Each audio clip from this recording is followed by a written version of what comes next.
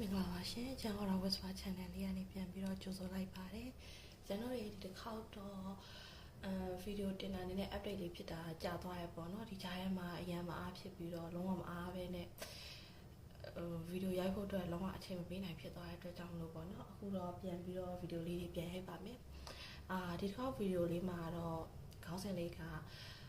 တစ်ဖက်ကို crash နေတဲ့ crash lava လေးတွေအတွက်အဓိကဦးတည်ပြီးတော့လုပ်ပေးတဲ့ဗီဒီယိုလေးပေါ့နော်ကိုစီမှာ crash နေတဲ့သူရှိမယ်ကိုရဲ့ crash နဲ့အခြေအနေကိုကိုကသိချင်နေမယ်ကိုကအရန်နေ foreign အရန်နေချစ်ပြီးတော့အရန်နေအခြေထဲမှာပျော်ဝင်နေပြီးတော့ပဲ crash တာပဲဖြစ်ဖြစ်ပျော်ပျော်ပါဒီတိုင်းပဲပေါ့ပါလေး crash တာပဲဖြစ်ဖြစ်အလုံးဝကိုမြဲမြဲနုံနုံနဲ့ crash တာပဲဖြစ်ပေါ့နော်ဘယ်လို crash နည်းမျိုးနဲ့မဆို crash နေတဲ့တစ်ဖက် crash ရတဲ့သူလေးတွေရှိမယ်ဆိုလို့ရှိရင်ဒီဗီဒီယိုလေးမှာအပျော်တမ်းအနေနဲ့ပဲဖြစ်ဖြစ်လာပြီးတော့ဝင်ကြည့်လို့ရပါတယ်အခုဒီဗီဒီယိုမှာလာပြီးတော့ဝင်ကြည့်မဲ့ crash လာပါလေးတွေကတော့တဖူးဘောတော့တဲ့ကမှာလည်းတဖူးကြတာဆိုတဲ့ခါကျတော့ပျော်ပျော်ပါပါနဲ့ပေါ့ပါလေး crash မဲ့သူလေးတွေဖြစ်ဖို့များရပေါ့နော်နောက်ပြီးလို့ရှိရင်ဒါ group 1ဒါ group 2ဒါ group 3ပေါ့နော် group 1 2 3လေးလည်းခွဲပေးထားတယ်ဒီမှာဆိုလို့ရှိရင်အပေါ်မှာငှက်မွေးလေးရှိရပေါ့နော်ငှက်မွေးလေးတွေကိုကြိုက်တဲ့ငှက်မွေးလေးတွေကိုရွေးလဲရတယ်ဒါမှမဟုတ်ဒီတိုင်းကတ်အနေနဲ့1 2 3ကိုပဲရွေးပြီးတော့ရွေးမယ်ဆိုလို့ရှိရင်လည်းရရပေါ့နော်ဒီငှက်မွေးလေးတွေကကျန်ရဲ့အလုံးစပွဲမှာပေါ့နော်လာပြီးတော့တင်တဲ့ငှက်မွေးလေးတွေကိုစုထားနေပြီးတော့အဲ့လိုမျိုးစုံဖြစ်သွားတာပုံစံလေးတွေမတူဖြစ်သွားအားကြောင့်လို့ဒီဗီဒီယိုလေးမှာထည့်သုံးလိုက်တာပေါ့နော်ဆိုတဲ့ခါကျတော့ group 1 2 3လေး group 1 2 3လေးတွေရွေးပြီးဆိုလို့ရှိရင်ကျွန်တော်ရေးချက်ကြည့်ရအောင်နော်ဒါလေးကတော့ group 1လေးတွေရွေးထားတဲ့ cap ပေါ့နော် group 1လေးတွေရွေးထားတာ3 dot cap ဆိုတဲ့ခက်ကလေးကိုရွေးထားတာဆိုတဲ့ခါကျတော့ပထမဆုံးစလာချင်းပါတယ် group 1လေးတွေက3 dot cap ဆိုတော့အစာဖုံးဝင်ချင်းပါတယ်အရန်နဲ့အချင်းကြီးကောင်းတယ်လို့ပြောလို့ရတယ်ပေါ့နော်အဲ့တော့ဒီလိုမျိုးလေးရှိအောင်မလဲဆိုတာချက်ကြည့်လိုက်အောင်ကိုဘက်က crash ပေါ်ထားတဲ့ခံစားချက်အစ်စ်မှန်ရဲ့ crash ကကိုပေါ်ထားတဲ့ခံစားချက်အစ်စ်မှန်ရဲ့ဆိုပြီးတော့တက္ကစီပြန်ဆွဲမယ်နော်ကိုက crash ပေါ်ထားတဲ့ခံစားချက်အစ်စ်မှန်က two rock cap ဘောတော့တက်ကမှာ a soft panic ကကိုကတော့ crash ကိုထားတဲ့ခံစားချက်ကတော့ဒီ crash ကို crash နေရတဲ့အခုလက်ရှိ crash နေရတဲ့သူနဲ့ကိုကလုံးဝrelationship တစ်ခုအထိသွားခြင်းနဲ့နောက်ပြီးလို့ရှိရင်လုံးဝအစာပြိုးမှုလေးတစ်ခုပေါ့နော်ဒါလုံးဝနှုံးနှစ်ဖက်ပြန်လဲချစ်ကြိုက်ပြီးတော့ဆက်ပြီးသွားခြင်းနဲ့ပေါ့နော်တစ်ဖက် crash ကကိုပေါ်ထားတဲ့ခံစားချက်က oh my god ဟိုဘာလို့ပါလဲဘာလို့ထမ်းတော့ဆော်လဲထမ်းတော့ဆော်ဘောတော့တဲ့ကမှာ king not one ဆိုတဲ့ခါကျတော့တစ်ဖက်က crash ကတော့အခုချိန်မှာကိုသူကအနာကျင်ရမှာကြောက်တယ်ဒီ relationship တခုကိုသူစားဖို့အတွက်အစင်သက် ready မဖြစ်သေးဘူးပေါ့နော်သူနာကျင်ရမှာကြောက်နေတယ် king not one energy နဲ့သူ့မှာဒီ crash နေတယ်တစ်ဖက်ကိုလည်းခံစားချက်တွေ feeling တွေလည်းရှိနေဒါပေမဲ့နာကျင်ရမှာလည်းကြောက်နေတယ်ဆိုတဲ့ခါကျတော့သူကဘာလို့နာကျင်ရမှာကြောက်ရလဲဆိုတဲ့ဟာလေးအဲ့ဒါနောက်ကျမှဆွဲအောင်နော်အရင်ဆုံးကြည့်အောင်ဘာဆက်ဖြစ်ဖို့ရှိတယ်သူနဲ့ကိုယ်နဲ့ကြားမှာအခုလိုမျိုးချိန်နေရနေပြီပေါ့နော်ဘာဆက်ဖြစ်ဖို့ရှိလဲဆိုတဲ့ဟာလေးကြည့်မယ်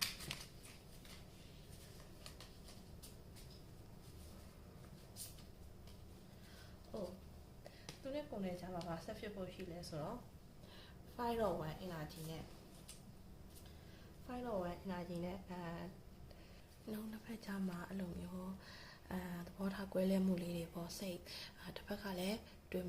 တစ်ဖက်က crash တဲ့သူဘက်ကလည်းတွေးလိမ့်မယ်ပေါ့နော်ဘာလို့ရှစ်ဆက်မတိုးရလဲတစ်ဖက်ကကြလည်းရှစ်ဆက်မတိုးတဲ့အတိုင်းအခြေအနေလေးကပဲကောင်းပါတယ်ပေါ့နော်အဲ့လိုမျိုးဟိုရှစ်ဆက်ဖို့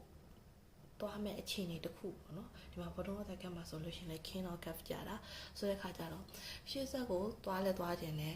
တစ်ဖက်ကတိုးမလာတဲ့အချိန်ကျတော့နှုံးနှစ်ဖက်ပေါ့နော်ဟိုဘယ်လိုပြောရမလဲ ဘောတော့တဲ့ကမှလည်းခင်းတော့ကပ်ကြတာဆိုရခါကြတော့ရှင်းနှုံးတစ်ဖက်လုံးကနှစ်ယောက်လုံးကရှေ့ဆက်ပြီးသွားခြင်းတယ်ဒါပေမဲ့တစ်ဖက်ကတယောက်ကကြလဲထန်းတော့ soft energy နဲ့နာသူအရန်နေနာခြင်းရမှာသူအရန်ကြောက်တယ်ဆိုရခါကြတော့သူမသွားဘဲနဲ့ပေကပ်ပြီးခန်းနေတဲ့အချိန်မှာတရက်တစ်ဖက်ကလည်းချစ်ရတဲ့နဲ့ဘာလို့ရှေ့ဆက်မတိုးတာလဲပေါ့နည်းနည်းစိတ်ထဲမှာမကြည်မနှက်ဖြစ်တာတွေဒါမှမဟုတ်လို့ရှင်လဲနှစ်ယောက်သားစကားလေးတွေအဲ့လိုမျိုးအခြေတင်လေးဖြစ်တာတွေနောက်လို့ရှင်တိုးဝင်တိုးခြေကိုက်ရတဲ့ဖြစ်ရလေးတွေပေါ့နော်โอเคကောင်းပြီလေနေ့ဘက်ကရှေ့ဆက်မတိုးငါ့ကိုဒီလိုမျိုးဒီတေချာရေးရတဲ့ commitment မျိုးရှေ့ဆက်ဖို့မရှိဘူးဆိုလို့ရှင်ကိုကမ crash တော့ဘူးဘာညာပေါ့အဲ့လိုပုံစံမျိုးအနေနဲ့သူ့ကိုလည်းလှစ်လို့ရှူလိုက်တာတော့ဘာအဲ့လိုမျိုးဆိုလို့ရှင်တစ်ဖက်ကဘာလို့သူ့လှစ်လို့ရှူရတာလဲဘာလဲခြေကိုက်တာအဲ့လိုပုံစံမျိုးလေးပေါ့အဲ့လိုမျိုးလေးအနေထားလေးဖြစ်နိုင်တဲ့အနေထားလေးရှိရပေါ့နော်နောက်ထပ်ဆွဲမှာကသူကိုဘလို့မြင်နေကျင်လိုက်လို့မြန်ကိုကသူ့ကိုနာကျင်စေလိမ့်မယ်လို့ပေါ့နော်ဒီ turn off energy သူ့စီမှာဆွဲနေရတာလေပေါ့နော်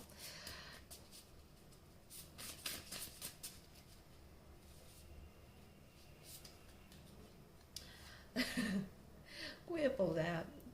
အခု crush နေတဲ့လူလေးတွေရဲ့ပုံစံကဘလို့လဲနည်းနည်းflip တက်တဲ့ထဲမှာပါတယ်နဲ့တွေ့ကြည့်ရတာဟိုလူကိုလည်း flip ဒီလူကိုလည်း flip နည်းနည်းပုံစံကြည့်ရတာအပျော်နည်းနည်းပျော်ပုံစံမျိုးပျော်တဲ့ပုံစံမျိုးအဲ့လိုပုံစံမျိုးဖြစ်နိုင်တယ်ပေါ့နော်7 or soft energy နဲ့သူ့ကိုလှည့်စားသွားမှာပေါ့နော်အဲ့လိုမျိုးသူ့ကိုလှည့်စားသွားလိမ့်မယ်သူ့ကိုထားခဲ့လိမ့်မယ်ပေါ့သူ့ဒီတိုင်းပဲ flip တဲ့လူအများစုတွေကသူကလည်းအဲ့ flip ခံရတဲ့လူတယောက်ပါပဲပေါ့သူကိုသူတွေးနေတာပေါ့လေအဲ့လိုမျိုးဒါဘတော်တက်ကမှာဆိုလို့ရှိရင်လည်း night of cafe energy နဲ့ဆိုတာကိုကဟိုလူနဲ့လည်းနည်းနည်းရောတယ်ဒီလူနဲ့လည်းနည်းနည်းရောတယ်ဟိုလူနဲ့လည်း flip တလို့ဒီလူနဲ့လည်း flip တလို့အမှန်တော့အဲ့လိုဟုတ်ချင်မှဟုတ်လိမ့်မယ်ပေါ့နော်ကိုကတော့ဒါပေမဲ့သူ့ရဲ့အမြင်မှာတော့ကိုကနည်းနည်းမျက်နှာများတဲ့သူပုံစံမျိုးသူကမြင်နေတာပေါ့နော်နည်းနည်းတကယ်ချင်းနေကြမှာလည်း popular ဖြစ်တာပဲဖြစ်ပေါ့နော်အဲ့လိုပုံစံမျိုးလေးဖြစ်နေမယ်သူ့ကိုလှည့်စားတော့မှသူစိုးရိမ်နေပေါ့နော်အဲအကြောင်းလို့သူ turn off soft energy နဲ့အရင်ကြီးကြောက်ရွံ့ပြီးတော့ရှေ့ဆက်မတိုးဖြစ်တာပေါ့နော်ဒါပြီးလို့ရှိရင်နောက်ပြီးတော့ခါကျတော့ okay သူကတော့ကိုယ့်ပေါ်မှာဘယ်လိုခံစားရလဲပေါ့နော်သူကိုယ့်ပေါ်မှာတကယ်ပဲဘယ်လိုခံစားမှုအစစ်မှအောင်ရှိနေတယ်ပေါ့နော်ကိုယ်မြင်နေပြီးတဲ့ခါကျတော့သူကတော့ကိုယ့်ပေါ်မှာ king of pentacle energy နဲ့သူ့အနေနဲ့ကတော့ king of pentacle energy နဲ့သူကရှေ့ဆက်ပြီးသွားခြင်းတာအမှန်တကယ်အတေးကြားဖြစ်နေတဲ့ခံစားချက်မျိုးပေါ့နော်သူကတော့ကိုယ်အပျော်သဘောအနေနဲ့ရည်ရွယ်တာမဟုတ်ဘဲနဲ့လုံးဝပေါ့နော်သူရဲ့ရင်ထဲမှာနှစ်ကပေါ့နော်ဒါ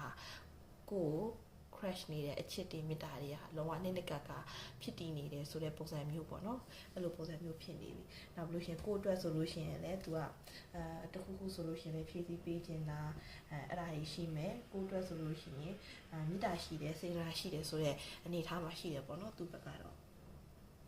အဲ့လိုမျိုးခံစားချက်လေးတွေရှိရပေါ့နောက်ပြီးလို့ရှိရင်ဘောလုံးကတက်ကမှာဖေးဆော့ဆိုတဲ့ခါကျတော့သူ့အနေနဲ့ကကိုကသူ့ကိုလှည့်စားတော့မှသူစိုးရိမ်နေအဲ့စိုးရိမ်စိတ်လေးတစ်ခုပဲကျန်တဲ့ဟာတွေအကုန်လုံးက तू ကလေသူ့ကိုကာလက်ကာကွယ်ပေးခြင်းနဲ့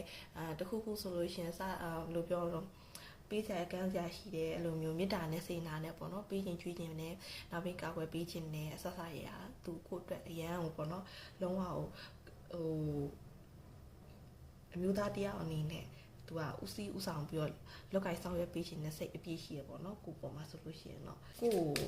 ဘလို့အကြောင်းအရာတွေနဲ့ပတ်သက်ပြီးတော့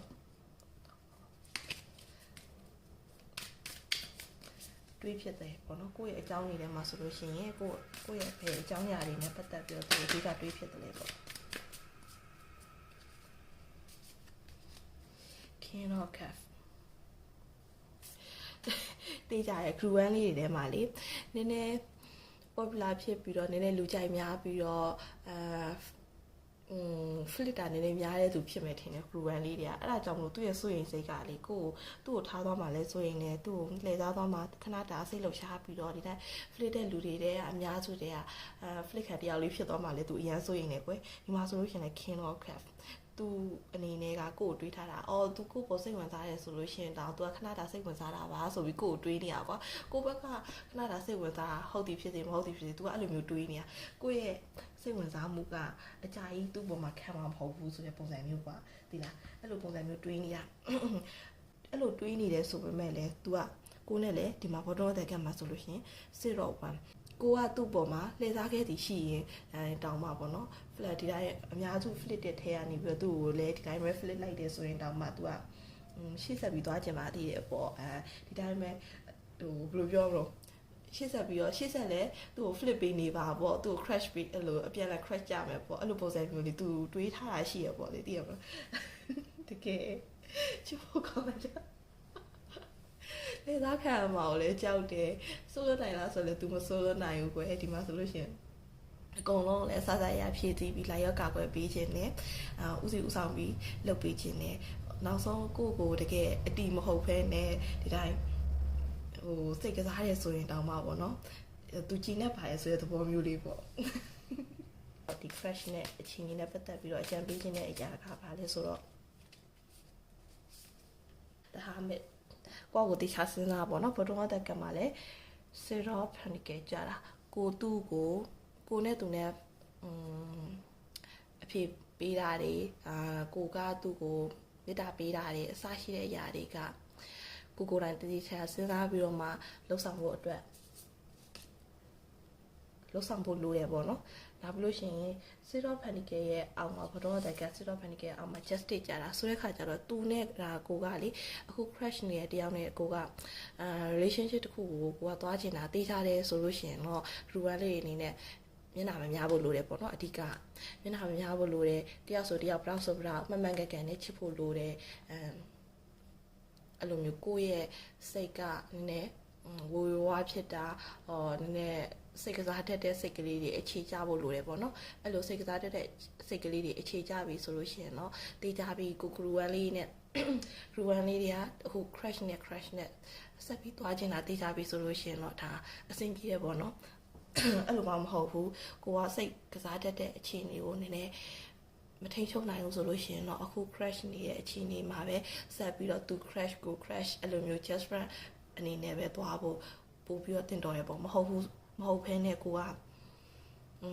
relationship တခုကိုမြန်ကူးပြောင်းလိုက်ပြီးတော့ကိုယ်အနေနဲ့စိတ်ကစားတဲ့ဟာကိုလည်းကိုကမထိန်ချုပ်နိုင်ဘူးဆိုလို့ရှိရင်တော့အဆင်မပြေဖြစ်တတ်တယ်ပေါ့နော်ဒီမှာ 5.1 energy နဲ့ဒါအဆင်မပြေဖြစ်တတ်တဲ့အရာလေးတွေရှိနိုင်တယ်ပေါ့အဲ့လိုမျိုးပြောချင်တာဖြစ်ပါတယ်အဓိကအနည်းချော့မယ်ဆိုလို့ရှိရင်တော့ group 1လေးတွေအခု crash နဲ့ထပ်ပြီးတော့ဆက်ပြီးတော့ relationship ထဲကိုသွားခြင်းလဲဆိုလို့ရှိရင်သွားလို့ရတယ်ဒါပေမဲ့ queue ဆိုင်မဲ့အရာမသွားခင်မှာကိုယ့်ရဲ့စိတ်ကစားတတ်တဲ့အခြေအနေကိုကိုကငြိမ်အောင်လုပ်ဖို့လိုတယ်ကိုယ့်ကိုတေချာအောင်တွေးတေချာပြီလားဒီ crash နဲ့ကိုက relationship ထဲကိုတကယ်ပဲသွားခြင်းလားတေချာပြီလားအခြားသူတွေကိုစိတ်မကစားနိုင်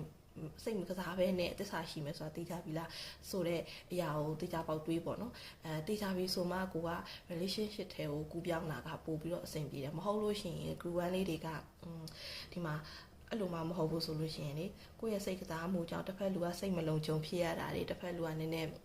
အချစ်မခံရအောင်လို့ခံစားရတာတွေအဲ့လိုမျိုးဖြစ်တတ်တယ်ဖြစ်တဲ့ခါကျလို့ရှိရင် 5.1 energy နဲ့သူ5.5အဲ့လိုမျိုးပြဿနာလေးဖြစ်တတ်တယ်ပေါ့နော်ဒီမှာ group 1လေးတွေကလေ crash နဲ့အခြေအနေကလုံးဝဟိုထပ်ပြီးတော့ relationship တစ်ခုတည်းကိုသွားလို့ဥတီလို့ရတဲ့အနေအထားမှာရှိတယ်ပေါ့နော်အဓိကကတော့ group 1လေးတွေရဲ့စိတ်ကစားတတ်တဲ့အခြေအနေလေးတွေကိုအနေထိုင်ပြီးတော့သွားဖို့တော့လိုအပ်တာပေါ့နော်ဆိုတဲ့ခါကျတော့ဒီလောက်ပါပဲ group 1လေးတွေအားလုံးအဆင်ပြေကြပါစေလို့ဒါလေးကတော့ group 2လေးတွေရွေးထားတဲ့ညမွေးလေးနဲ့ကက်ကလေးပေါ့နော်အဲ့တော့ group 2လေးတွေဘာလေးရွေးထားလဲဆိုတာကြည့်လိုက်ရအောင် group 2လေးတွေရွေးထားတဲ့ကက်က Pace of 1 group 2လေးတွေရွေးထားတာပေါ့နော်အဲ့တော့အရင်ဆုံးကိုကသူ့တစ်ဖက် crash ပေါ်မှာထားတဲ့ energy အစစ်မှန်ရဲ့တစ်ဖက် crash ကကိုပေါ်မှာထားတဲ့ energy အစစ်မှန်ရဲ့ဆိုပြီးနှစ်ကအိမ်ပြန်ဆွဲမယ်ပေါ့နော်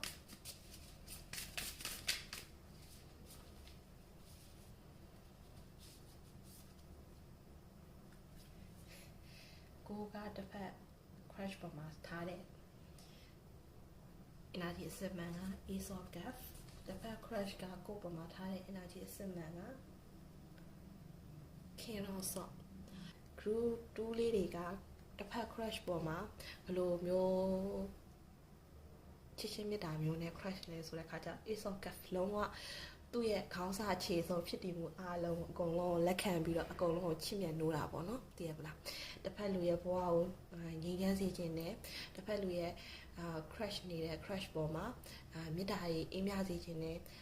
ပူလောင်မှုတွေ attachment တွေပြင်းပြင်းနဲ့မဟုတ်ဘဲနဲ့တစ်ဖက်လူအဆင်ပြေစေခြင်းနဲ့မေတ္တာလေးနဲ့အေးမြစေခြင်းနဲ့သူအဆင်ပြေပြီးတော့အေးချမ်းလေးနေပြီးတော့ဖြစ်တည်မှုလေးကိုဒီတိုင်းချစ်မြတ်လို့တာပေါ့နော်တစ်ဖက် crush ကိုပေါ့နော်ဆိုတော့တစ်ဖက် crush ကကြတော့ကိုယ့်ပေါ်မှာ feeling ကကြတော့ဘယ်လိုလဲဆိုတော့ cannot soft သူကတော့ကြည့်လိုက်မယ်ဆိုလို့ရှင်တော့ပေါ့နော်ကိုယ်သဘောကျနေသလား feeling ရှိနေသလားဒါမှမဟုတ်လို့ရှင်လဲကို crush တာကို तू သိသလားမသိဘူးလားဘာလားညာလားဆိုတာသူ့ကိုကြည့်လိုက်တာ ਨੇ အဖြေတန်းမပေါ်နိုင်တဲ့အမျိုးတွေမှာပါတယ်ပေါ့နော်သူ့ရဲ့ feeling တွေကို hide ထားတဲ့လူမျိုးပေါ့နော် crush နေတဲ့သူကcrush ခံရတဲ့သူကပေါ့နော်တစ်ဖက် crush က feeling တွေကိုတိုးဝက်ထားတဲ့သူမျိုးကိုယ့်ရဲ့ feeling တွေကိုပေါ်ထဲထုတ်မပြတတ်တဲ့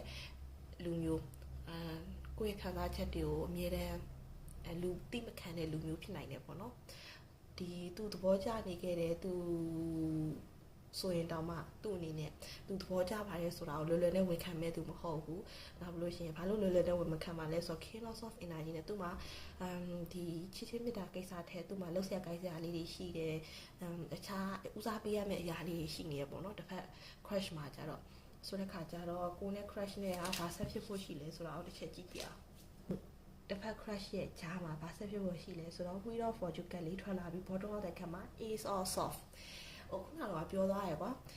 တစ်ဖက် crush ကိုကဘလို့မေတ္တာမျိုးနဲ့ crush လဲဆိုတော့သူ့ကိုငြိမ်းချမ်းစေခြင်းနဲ့အပူပင်နေကင်းစေခြင်းနဲ့မေတ္တာအေးချမ်းတဲ့မေတ္တာမျိုးလေးနဲ့ပေါ့နော် crush တာတစ်ဖက်က crush ခံရတဲ့သူကလည်းသူ့ရဲ့ဘဝမှာအခြားအချစ်ထဲဦးစားပေးရတဲ့အရာတွေရှိမယ်သူဂရုစိုက်နေရတဲ့အရာတွေစူးစမ်းရက်တည်ပြီးတော့ဖြစ်တည်မှုတွေကာကွယ်ပေးရတဲ့အရာတွေသူစူးစမ်းနေရတဲ့အရာတွေရှိရပေါ့နော်ဆိုတဲ့အခါကျတော့အဲ့အရာတွေနဲ့ပတ်သက်ပြီးသူ့မှာခေါင်းကိုက်ရတာတွေစိတ်ပူရတာတွေဘယ်လိုပြောမလို့သူကငင်းချမ်းလေးစိတ်မအေးချမ်းရတာရှိတယ်အဲ့ဒီမအေးချမ်းမှုတွေကိုကိုကမြင်တွေ့နေရတဲ့တက္ကလာမှာပေါ့နော်တစ်ဖက်လူကိုတတားကြီးပြောပြီးတော့အဲ့လိုမျိုးသိရမလားromance ဆန်တဲ့အရာတွေလုံးမဲ့ easily ရိုက်မယ်ဘာညာဆိုတာထက်တစ်ဖက်လူကိုအေးချမ်းစေချင်တာတစ်ဖက်လူရဲ့စိတ်ရောလူရောအနားရစေချင်ပြီးတော့သူ့ကိုအဆင်ပြေစေချင်တယ်လူမျိုးရေးစီးပွားရေးကြီးပွားရေးအစရှိတဲ့အရာတွေမှာကိုကအဆင်ပြေစေချင်တယ်အဲ့လိုပုံစံမျိုးလေးပေါ့နော်အဲ့လိုစိတ်ထားလေးကြောင့်မလို့လေဒီမှာတစ်ဖက်နဲ့တစ်ဖက်ကဘာဆက်ဖြစ်ဖို့ရှိလဲဆိုတဲ့အချိန်မှာ wheel of fortune ကြတာမေတ္တာတရားတွေအရောင်ပြန်ဟတ်တာနောက်ပြီးလို့ရှိရင်ကိုရဲ့ဘတော်တဲ့ကံမှာဆိုလို့ရှိရင်လည်း ace of soft ကိုရဲ့မေတ္တာတရားတွေကကျင်းသေးပေါ့အပြည့်ဝပြန်ရတာတစ်ဖက် crash ခံရတဲ့သူကဘယ်လိုပြောမလဲကိုကမေတ္တာအစစ်မှန်နဲ့အခုလိုမျိုး agent စီတဲ့မေတ္တာမျိုးနဲ့သူ့ကိုသဘောကျနေတယ်မေတ္တာထားနေရဆိုတာလေသူကသိရပေါ့နော်အဲ့အတွက်ကြောင့်မလို့လဲအချိန်တစ်ခုရောက်လို့ရှင် wheel of fortune အနေနဲ့ကိုယ့်စီကိုပြန်လဲပြီးတော့အဲ့မေတ္တာတွေကပြန်လဲပြီးကိုကခံစားရတာလက်ခံရတာ ace of soft energy နဲ့တစ်ဖက်ရဲ့ crash ရဲ့အခြေအနေဘဝမှာလဲမိသားစုစီးပွားရေးကြီးပွားရေးအဲ့လိုလူမှုရေးတွေမှာအောင်မြင်မှုတွေကြုံရတာကိုယ့်ရဲ့မေတ္တာတရားကြောင့်အဲ့လိုပုံစံမျိုးအထောက်ပံ့လေးပေါ့နော်သူကိုကမေတ္တာနဲ့ထောက်ပံ့တယ်လို့ကိုယ့်ရဲ့မေတ္တာအထောက်ပံ့ကိုသူကခံစားပြီးလက်ခံပြီးတော့အာယူပြီးတော့သူ့ရဲ့ဘဝမှာလဲသူကအဆင်ပြေအောင်သူလုံနိုင်သွားတယ်အဲ့လုံနိုင်သွားတဲ့နောက်ဆက်တွဲမှာ wheel of fortune energy နဲ့သူကကိုတွေမှာမဟုတ်ဘူးတစ်ဖက် crush ကလေအဆင်ပြေသွားတဲ့ခါကြလို့ရှိရင်ကိုကမေတ္တာပြန်ပေးတာမဟုတ်ဘဲနဲ့အများကျိုးကိုတည်ပိုးနိုင်တာအဲ့လိုပုံစံမျိုးလေးပေါ့နော်သူလူမှုပတ်ဝန်းကျင်ကမိသားစုရဲ့အကျိုးစီးပွားကိုတည်ပိုးနိုင်တဲ့သူဖြစ်တာမျိုးကိုအပေါ်မှာမေတ္တာပြန်ပေးမှာမျိုးမဟုတ်ဘူးကွယ်ဒီလားအေဂျင့်နဲ့မေတ္တာမျိုးကိုမြင်တယ်ဟိုလိုမျိုးလေ attachment ပြင်းပြင်းနဲ့ပေါ့နော်အဲ့လိုမျိုးသမီးစားကိစ္စဆိုတာထက်တဦးနဲ့တဦးကလေအရန်တည်ငြိမ်ပြီးတော့ agent နဲ့မေတ္တာမျိုးလေးတွေကိုဒီ group 2မှာမြင်ရတယ်ပေါ့နော်ကတ်မှာဆိုလို့ရှိရင်လည်း face of one ပထမဆုံးကတ်မှာဆွဲလိုက်တဲ့ကတ်ကပေါ့နော်တဦးနဲ့တဦးကအဲ့လိုမျိုးရာယူပိုင်ဆိုင်လို့စိတ်မဟုတ်ရာယူပိုင်ဆိုင်လို့စိတ်နဲ့မဟုတ်ဘဲနဲ့သူလည်းအဆင်ပြေပါစေကိုလည်းအဆင်ပြေပါစေအဲ့လိုမျိုးတယောက်နဲ့တယောက်ကလည်းသိရမလားမေတ္တာတစ်ဖက်နဲ့တစ်ဖက်မေတ္တာကြီးမျှဝေပြီးတစ်ဖက်နဲ့တစ်ဖက်မေတ္တာကြီးပို့နေကြတဲ့ energy မျိုးဒီမှာဆိုလို့ရှိရင်ပေါ့နော် group 2လေးကအဲ့လို energy မျိုးပေါ့နော်ဆိုတဲ့ခါကျတော့ထပ်ပြီးကြည့်အောင် group 2လေးတွေကိုတစ်ဖက် crush ကဘယ်လိုမြင်လဲပေါ့နော် group 2လေးတွေရဲ့ crush က group 2လေးကိုဘယ်လိုမြင်လဲဆိုတော့ 0.1 energy နဲ့bottom of the deck မှာဆိုလို့ရှိရင်လည်း the hybrid group 2လေးတွေကဘာသာတရားကိုင်းဆိုင်ပြီးတော့ ဘယ်ရမှာမဆိုလို့ရှိရင်ဘယ်ရမှာမဆိုပေါ့နော်အတက်နိုင်ဆုံးဟန်ချက်ညီနဲ့သူတွေးတဲ့ခေါ်တဲ့ပြီးတော့လောက်တဲ့ကြိုက်တဲ့လူကြီးဆိုပြီးတော့မြင်နေပေါ့နော်တစ်ဖက် crash ကနောက်ပြီးလို့ရှိရင် group 2လေးတွေက group 2လေးတွေရဲ့ဘဝမှာသူများတွေကိုဝတ်ဆက်ဖက်တာမဟုတ်ဘဲနဲ့ group 2လေးတွေရဲ့ရီမန်းချက်ပန်းနိုင်လေးတွေဥတီယာနောက်လေးတွေကိုဟန်ချက်ညီနဲ့ကိုယ့်ကိုဖြည်းဖြည်းနဲ့မှန်မှန်သွားနေတဲ့လူလေးတွေပေါ့နော်ကိုယ့်ရဲ့ဥတီယာရီမန်းချက်ကိုလည်းတည်ပြီးတော့တည်တဲ့အတိုင်းလည်းစူးစမ်းနေတဲ့လူတွေပေါ့နော်အဲ့လိုမျိုးဖြည်းဖြည်းမှန်မှန်စူးစမ်းနေတဲ့သူတွေဖြစ်နေ group 2လေးတွေကို crash တရားမြင်နေပေါ့နော်နောက်ပြီးလို့ရှိရင်အသိဉာဏ်ပညာအဓိကတော့အသိဉာဏ်ပညာပေါ့နော်အသိဉာဏ်ပညာနဲ့ဦးစီးပြီးတော့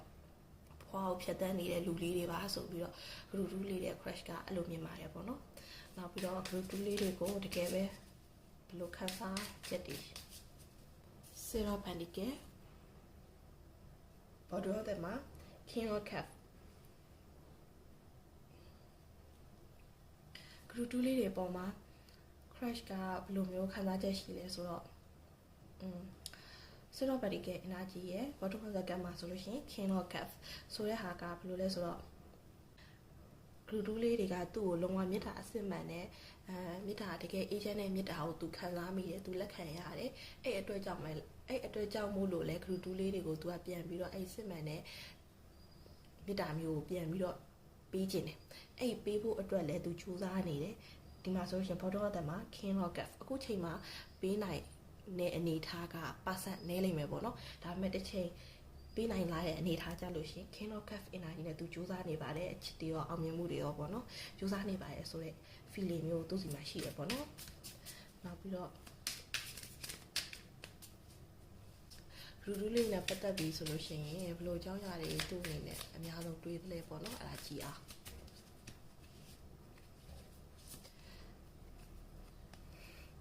Queen of Cups ဆိုတော့ group 2လေးတွေကတကယ်ကိုလေဒီလားဒီ group 2ကိုလာရွေးတဲ့သူတွေကလေ healthy relationship ထဲကိုရောက်နိုင်ချေ100% ရှိတဲ့လူလေးတွေပေါ့နော်ဘာလို့လဲဆိုတော့ group 2လေးတွေရဲ့အနေနဲ့ကလည်းလုံးဝတော်တော်လေးကို healthy relationship ကိုတကယ်ထိန်းထားနိုင်မယ်လို့လုံးဝယုံကြည်ရပေါ့နော်နောက်ပြီးလို့ရှိရင် healthy တကယ်ကိုစစ်မှန်တဲ့မေတ္တာမျိုး group 2လေးတွေအနေနဲ့တစ်ဖက်လူတွေပေါ်ကိုပေးနိုင်သလိုမေတ္တာထားနိုင်တယ်ပေါ့နော်တကယ်ကိုတစ်ဖက်က crush ခံလူဒန်းစားတွေအနေနဲ့ကလည်း group 2လေးတွေကတစ်ဖက်က crush ခံလူဒန်းစားတွေအနေနဲ့ကလည်းတကယ်ကိုပေါ့အေးချမ်းပြီးတော့ကျေးဇူးတရားကိုတည်တတ်တဲ့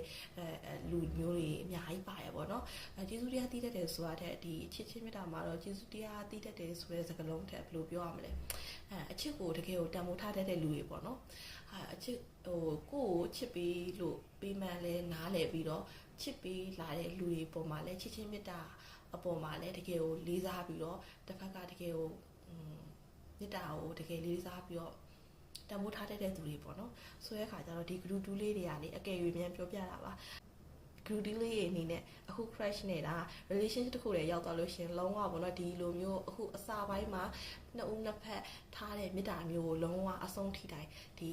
စိတ်ထားလေးကိုတည်သွားပေါ့နော်ဘာလို့လဲဆိုတော့ဒါလုံးဝကို healthy relationship တစ်ခုမှာအဓိကအခြေခံအကြဆုံးအရာပေါ့နော်လုံးဝမရှိမဖြစ်အရာဒီအရာပျောက်ကွယ်သွားလို့မရတဲ့အရာပေါ့နော်ဒီမှာနှစ်ဦးနှစ်ဖက်ကမေတ္တာတရားကိုလေးစားပြီးတော့တန်ဖိုးထားကြတဲ့သူတွေဖြစ်တဲ့အတွက်ကြောင့်မလို့ဒါလုံးဝကိုလေတကယ်ကိုဆူတောင်းပေးပါတယ် group 2လေးတွေကိုလေတကယ်radio ဖတ်နေနေတယ်ကျန်းအနေနဲ့တောင်မှကြည်နူရတယ်လုံးဝကိုဆိုတဲ့ခါကျတော့ group 2လေးတွေအဆင်ပြေကြပါစေgroup 2လေးတွေကိုဘလို့အကြောင်းအရာတွေတစ်ဖက်လူကတွေးသလဲဆိုတော့ Queen of Cups energy ရဲ့ bottom of the cup မှာဆိုရင် Ten of Cups energy ရဲ့ပြောပါတယ် group 2လေးတွေကတကယ်လို့ relationship တစ်ခုကိုရောက်သွားလို့ရှိရင်အဆုံးထိဒါကိုတည်သွားဆိုတဲ့စကားကိုပြောလိုက်တယ်ဆိုသလိုပဲပေါ့နော်ဒီမှာတစ်ဖက်လူကဘလို့စဉ်းစားလဲဆိုတော့ဒီလိုမျိုးမေတ္တာမျိုးနဲ့သူအချစ်ခံရတယ်ဒီလိုမျိုးမေတ္တာမျိုးပေးတဲ့သူနဲ့ဒါဆိုလို့ရှိရင်ကိုက Ten of Cups energy နဲ့တစ်ဖက်က crush ကမိသားစုတစ်ခုကိုထူထောင်တဲ့အထိပေါ့နော်သွားဖို့ဝင်မလေးပါဘူးပေါ့နော်သွားဖို့အတွက်စီစဉ်ထားပါတယ်စိတ်ကူးထားပါတယ်ဆိုတဲ့ energy မျိုးကိုရတယ်ပေါ့နော်ဘာလို့လဲဆိုတော့ group 2လေးတွေကချစ်ပေးတဲ့မေတ္တာပေးတဲ့ပုံစံမျိုးကအရန်ကို healthy အရန်ဖြစ်လို့တယ်အရန်ကိုပီတိဖြစ်ရလွန်ပြီးတော့လေသိရမလားစကလုံးနေနဲ့ပေါ်ပြရဲဆိုတာတဲ့လေဒီတိုင်းလေးထိုင်ကြည့်ပြီးတော့ဒီတိုင်းလေးခံစားမိတာနဲ့တင်လေအရန်နေပီတိဖြစ်ရလွန်တဲ့အချစ်မျိုးပေါ့နော်မေတ္တာမျိုးခံစားရတာဆိုတော့ တကယ်ကိုမိသားစုတစ်ခုကိုတည်ထောင်ဖို့အတွက်ဝင်မလေးရဲ့ခံစားချက်ဆိုတာတေချာပေါက်ရအောင်ရမှာပေါ့နော်အခု crush နဲ့ပတ်သက်ပြီး group 2လေးတွေအနေနဲ့ဘယ်လိုကြံကြံလေးရယူဖို့လိုအပ်တယ်လဲဆိုတဲ့ဟာကိုထပ်ပြီးကြည့်ပေးမယ်ပေါ့နော်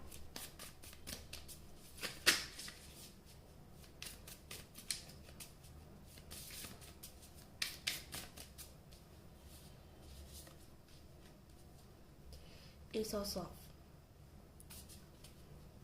bottom of the camera 4 of 1 Ace of Swords 4 of 1ခုနပြောသလိုပဲ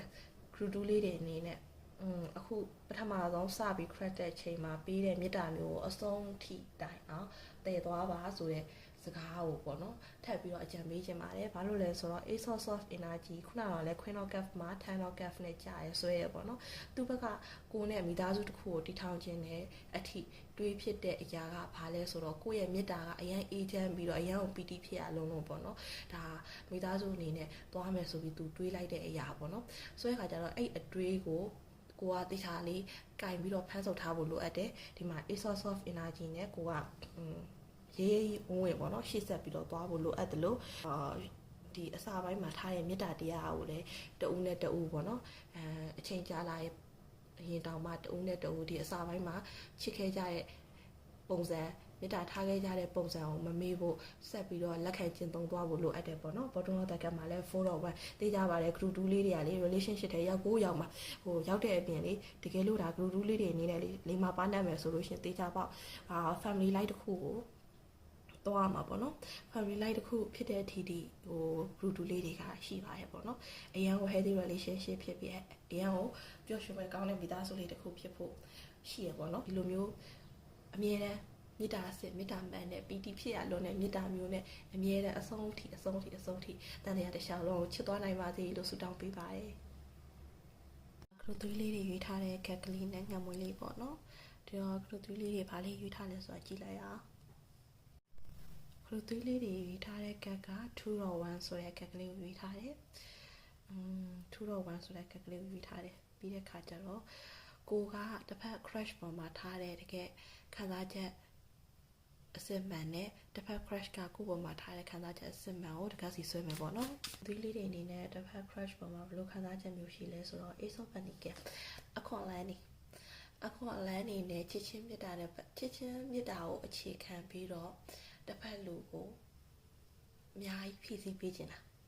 group 3လေးတွေကဒီမှာ group 3လေးတွေကဘတော်သက်ခံမှာဆိုလို့ရှင်7 of cups ချစ်ချင်းမေတ္တာပုံစံမျိုးစုံနဲ့ဖော်ပြပေးခြင်းပြီးတော့ကဏ္ဍမျိုးစုံကနေပြီးတော့ဒီချစ်ချင်းမေတ္တာကိုဖော်ပြပေးခြင်းတာပေါ့နော်ကိုချစ်တဲ့ပုံစံကို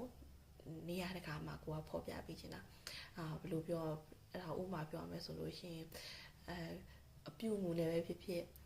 ပြောတာဆိုတာနဲ့ပဲဖြစ်ဖြစ်ဦးစားပေးမှုနဲ့ပဲဖြစ်ဖြစ်ဥပမာလက်ဆောင်ပေးတာနဲ့ပဲဖြစ်ဖြစ်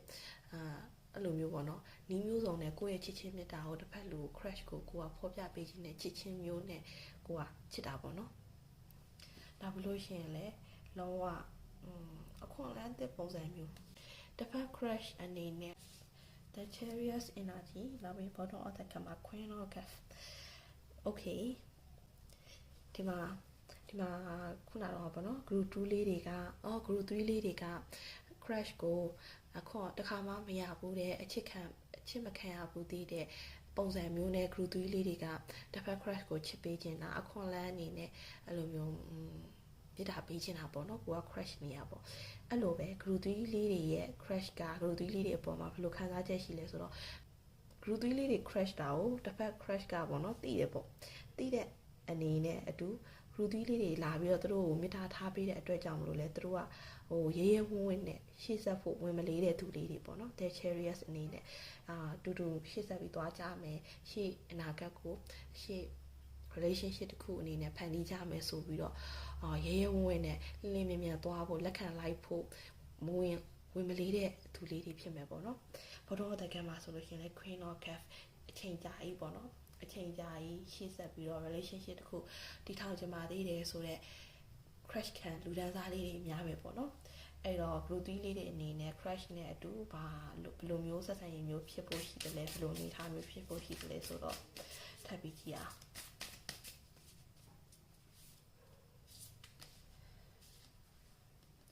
ကြိုးစားကြမယ် movement လေးတွေဂရုသေးလေးတွေအနေနဲ့ဘာဆက်ဖြစ်ဖို့ရှိလဲဆိုတော့ကြိုးစားကြမယ် movement လေးတွေတွေ့ရဘယ်လိုမျိုးကြိုးစားကြမယ် movement လေးတွေဆိုတော့ bottom of the gun မှာ 9 rock calf energy နဲ့နှစ်ဖက်ကလင်းလင်းမြန်မြန်နဲ့တစ်ဖက်က crush တွေခုနကပေါ့နော် crush ခံလူတန်းစားတွေအနေနဲ့ကလင်းလင်းမြန်မြန်နဲ့ကိုယ့်ချစ်ကိုလက်ခံလိုက်မယ်လင်းလင်းမြန်မြန်နဲ့ဆက်ပြီးတော့statement တစ်ခုကိုသွားခြင်းနဲ့ဆိုရင်တောင်မှတကယ်လို့သမီးစားဘဝကိုရောက်သွားသည်ရှိတော့နှစ်ယောက်လုံးကဘယ်လိုမျိုးသွားမလဲဆိုတော့လေချက်ချင်းအိမ်အောင်ပြုလိုက်တယ်ဟဲ့ဘယ်လိုမျိုးချက်ချင်းဟွာပြလိုက်တယ်ဟဲ့အဲ့လိုမျိုးမြင်ရင်သွားမှာမဟုတ်ဘူးတယောက်နဲ့တယောက်ကငွေချင်းအင်အားတောင်းတအောင်စူးစမ်းကြမယ်ဘောလုံးသက်ကမှာလည်း 9 rock calf energy နဲ့ဆိုတော့တယောက်ဘဝမှာတယောက်ဘယ်လိုပြောမလဲဂုံယူရတဲ့အနေထားကျင်းနေရတဲ့အနေထားချစ်ချင်းမြတ်တာဆိုတာကအချစ်တစ်ခုရင်းနဲ့မပြီးဘူးစားဝတ်နေရေးတွေရှိမယ်လူမှုဘဝနေထိုင်မှုတွေရှိမယ်လူမှုရေးစီးပွားရေးကြီးပွားရေးတွေပေါ့နော်အဲ့ဒါတွေရှိတယ်အဲ့ဒါတွေအနေထားတွေအကုန်လုံးကိုပြည့်စုံအောင်အဲ့ဒါတွေအနေထားတွေကိုစူးစမ်းရုန်းကန်ပြီးတော့အတူတူရှေ့ဆက်သွားကြမယ်အနေထားလေးရှိတယ်ပေါ့နော်တယောက်နဲ့တယောက်ကအဲ့တော့နောက်ပြီးလို့ရှိရင်တစ်ဖက်က crush ကကိုယ့်ပေါ်မှာဘယ်လိုမျိုးမြင်တယ်လဲပေါ့နော်ကိုယ်ဘယ်လိုမြင်တယ်လဲဆိုတာကြည့်ပေးမယ်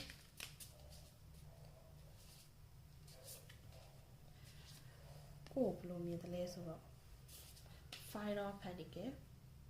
Five of Pentacles ဘောတော့တက်ကမှာတလပါ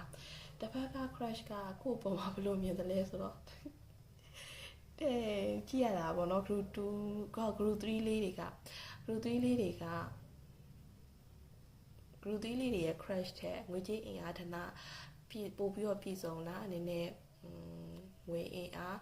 စီးပွားရေးအင်အားလူမှုရေးအင်အားမိသားစုအင်အားတောင်းတင်းတာအဲ့လိုမျိုးဖြစ်နိုင်ဖို့များတယ်ပေါ့နော်ဘာလို့လဲဆိုတော့ group 3လေးတွေကိုတစ်ဖက်က crush တဲ့သူကဘယ်လိုမြင်လဲဆိုတော့ငွေကြေးအင်အားလားမပြည့်စုံဘူးချစ်ချင်းမြတ်တာတစ်ခုတည်းနဲ့မဟုတ်ဘဲနဲ့ခုနက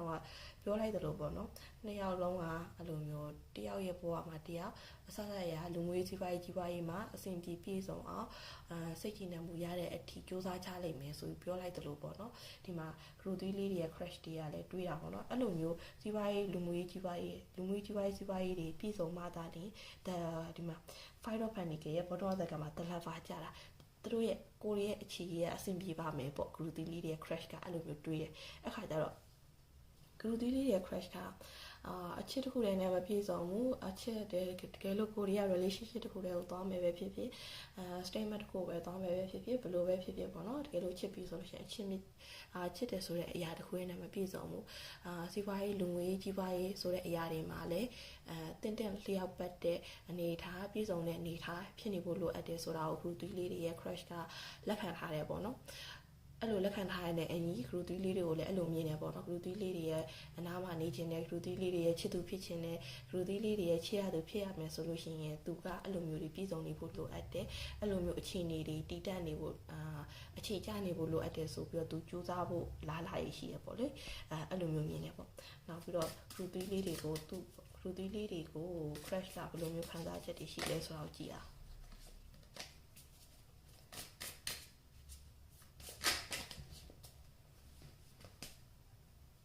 King of Cup group 3လေးတွေကို crush ကဘယ်လိုမျိုးခံစားချက်ရှိလဲဆိုတော့ King of Cup bottom of the deck မှာကျတော့ Knight of Swords သူစူးစမ်းနေတယ်ပေါ့လေသူတေချာပေါက်စူးစမ်းနေတယ်အချိန်တစ်ခုတေချာပေါက်စူးစမ်းနေတယ်အခုအချိန်မှာတော့သူတေချာပေါက်စူးစမ်းနေတယ်ဘယ်လောက်တောင်စူးစမ်းနေလဲဆိုတော့အချိန်အဟုန်ပြင်းနဲ့သူစူးစမ်းနေတာ Knight of Swords energy နဲ့သူမြင်မြဆန်ဒီအကောင့်ထဲပေါ်အောင်ဒီလိုမျိုး group 3လေးတွေရဲ့အနားမှာရှိနေနိုင်အောင် group 3လေးတွေရဲ့ဘဝကိုတစ်စိတ်တစ်ပိုင်းအနေနဲ့ပါဝင်နိုင်အောင်အတွက်သူကKing of Swords energy နဲ့ကြိုးစားနေတယ်ပေါ့နော်ဒီမှာ King of Cups energy နဲ့ group 3လေးတွေအနာကိုရအောင်လာဖို့အတွက်လည်းသူတကယ်ကိုစီးပွားရေးလူမှုရေးကြီးပွားရေးတွေပြည်စုံပြီးတော့ချစ်ချင်းမြတ်တာတွေအပြည့်ရှံနေပေါ့နော်သူရဲ့ဖြစ်တည်မှုကပို့ပြီးတော့grow up ဖြစ်လာတဲ့အနေအထားမှာသူကgroup 3လေးတွေအနာမှာရှိနေခြင်းပါတယ်ဆိုတဲ့စိတ်ရင်းနဲ့သူကြိုးစားနေပါတယ်ပေါ့နော်အဲ့လိုခံစားချက်လေး group 3လေးတွေပေါ်မှာရှိတယ် group 3လေးတွေက crush နဲ့ရှင်လို့ရှိရင်ပို့ပြီးတော့ grow up ဖြစ်နေတတ်တယ်ပို့ပြီးတော့အမြင့်တနေရာမှာရှိနေတတ်တယ်ပေါ့နော် အဲ့အကြောင်းအရာတွေကိုသူကတော့ပို့ပြီးတော့အများဆုံးတွေးဖြစ်တယ်ပေါ့ group 3လေးနဲ့ပတ်သက်လို့ရှင် group 3လေးရဲ့အနားမှာနေရဖို့အတွက်သူတိထက်ပိုစူးစမ်းရမယ်သူတိထက်ပိုပြီးတော့ grow up ဖြစ်ဖို့လိုတယ်အဲ့ဟာကိုလည်းသူသိရပေါ့နော်သူသိတဲ့အလျောက်လည်းသူတကယ်ကိုပဲဒီမှာစူးစမ်းနေတယ်တကယ်အနားမှာရှိနေဖို့အတွက်ဒီလိုမျိုးအနားမှာရှိနေဖို့ပြီးမှရှိရက်တည်နိုင်ဖို့အတွက်သူအများကြီးစူးစမ်းနေပါတယ်ပေါ့ဒီမှာဆို the high present energy နဲ့group 3လေးတို့မြင်နေပေါ့နော်အတွေးထဲမှာတွေးထားတာကလုံးဝ the high present energy နဲ့ group 3လေးတွေကသူနဲ့တောင်မှမတန်ပါဘူးဆိုတဲ့အတွေးမျိုးလေးပေါ့နော်သူနဲ့အဝေးမှာပါသူနဲ့ရှင်လို့ရှင်အဝေးမှာရှိနေတဲ့ပန်းလေးတစ်ဖွင့်မှာသူနဲ့ရှင်လို့ရှင်အဝေးမှာရှိနေတဲ့ကျဲလေးတစ်ဖွင့်မှာအဲ့လိုပုံစံမျိုးပေါ့နော်ဘောတော့တဲ့ကမှာ9တော့1ဆိုတဲ့ခါကျတော့သူအနေနဲ့အားငယ်တာခလူသီးလေးနဲ့ရှင်လို့ရှင်ရှင်တယ်ဆိုတာတက်ဘယ်လိုပြောမလဲခလူသီးလေးတွေအနားမှာနေဖို့အတွက်သူ့ကိုသူမဝင်မရဲဖြစ်တာပေါ့နော်အဲ့လိုမျိုးပေါ့အဲ့လိုမျိုးမဝင်မရဲဖြစ်တဲ့အတွက်ကြောင့်မလို့လဲသူကအများကြီးစူးစမ်းနေတယ်ပေါ့ group 3လေးတွေနဲ့အနေနဲ့အနားမှာနေဖို့အတွက်သူအများကြီးစူးစမ်းနေပါတယ်စီးပွားရေးလူမှုရေးကြီးပွားရေးအကုန်လုံးဘတ်ဆောင်မှာပေါ့နော်သူအဆင်ပြေအောင်အတွက်သူအတက်နိုင်ဆုံးစူးစမ်းနေပါတယ်ပေါ့ဆိုတော့ဒီ group 3လေးတွေက crush နဲ့ဘယ်လိုမျိုးအကြံပေးမှုလေးတွေရယူဖို့လိုတယ်လဲဆိုတော့ကြည့်အောင်ဘလူးသေးလေးရဲ့အနေနဲ့ဘလို့ချင်ချင်ရယူဖို့လိုအပ်တယ်လဲလိုအပ်တာရှိလဲဆိုတော့အခါကျတော့ true တော့ဆော့ကြတယ် bottom တကယ်မှာ strength ကြတယ်ဆိုတဲ့အဓိပ္ပာယ်က emotional နဲ့ပတ်သက်ပြီးလို့ရှိရင်မဝေဝါးပဲနဲ့မဝေဝါးပါနဲ့ပေါ့နော်တစ်ဖက် crush ကကိုယ်နဲ့ပတ်သက်လို့ရှိရင်အားငယ်တာရှိတယ်နည်းနည်းမဝမေးဖြစ်တာရှိတယ်အဲ့လိုမျိုးဖြစ်တဲ့အပေါ်မှာလဲကိုက group 3လေးတွေအနေနဲ့ crush နဲ့ကအခြေအနေမတူပါဘူးပုံစံတွေအနေထားတွေမတူပါဘူးမတူညီမှုတွေအများများတယ်ပေါ့နော်ဒီမှာ stress မှာဆိုလို့ရှိရင်လေလူသားလေးနဲ့ချင်းသေးလေးပေါ့နော်မတူညီတဲ့လူနှစ်ယောက်ပါမတူညီတဲ့ဖြစ်တည်မှုနှစ်ခုပါဆိုပြီးတော့ဝေခွဲမရဖြစ်တာတွေလက်လျှော့ချင်တာတွေအဲ့လိုမျိုးတွေဖြစ်မယ်ဆိုလို့ရှိရင်တော့ရှေ့မဆက်တာအကောင်းဆုံးပဲပေါ့နော်အဲ့လိုမှမဟုတ်ဘူးလုံးဝမတူညီမှုတွေရှိနေပေမဲ့လည်းကိုကတေချာပေါက်ကိုရဲ့ချစ်ချင်းမေတ္တာကတာ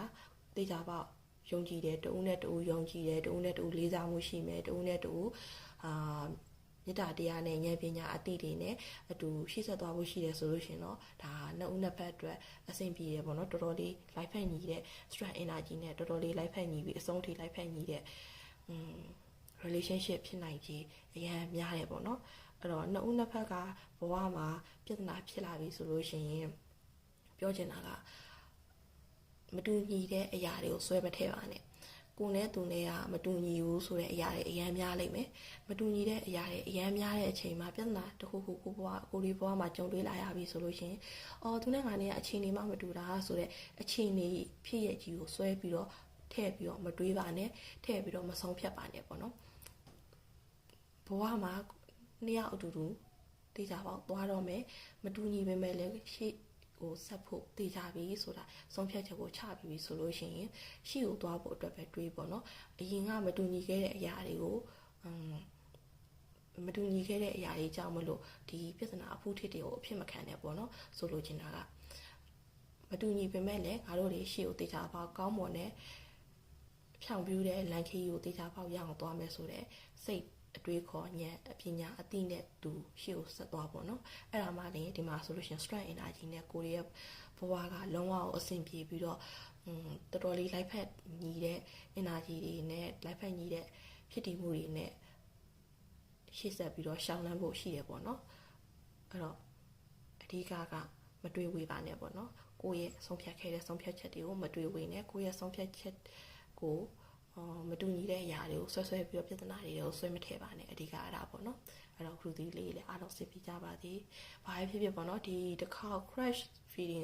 video လုပ်ပြင်မယ်ပေါ့နော် crash video လုပ်လိုက်တာပေါ့နော်အစတော့ပေါ့ပါပဲ crash video လုပ်တာဒါပေမဲ့ group 3ခုလုံးကိုကြီးလိုက်တဲ့အချိန်မှာလေ crash ယုံနေမဟုတ်ဘဲနဲ့လေ marriage တွေ relationship တွေကိုရောက်မဲ့သူတွေရဲ့ energy တွေကိုပဲ3ခုလုံးမှာမြင်ရတာဆိုတော့လေနည်းနည်းတော့ ဘယ်လိုပြောဒီတစ်ခါဗီဒီယိုကတော့ crash ဆိုပေမဲ့လည်းပေါ့နော် marriage တွေ relationship တွေတဲ့ကိုရောက်တဲ့အထီကို crash ကြတဲ့လူတွေပေါ့နော်ဆိုတော့အကုန်လုံးအဆင်ပြေကြပါစေလို့ပဲတကယ်မေတ္တာပို့ပြီးဆုတောင်းပေးပါတယ်တကယ်ကို fighting ပါ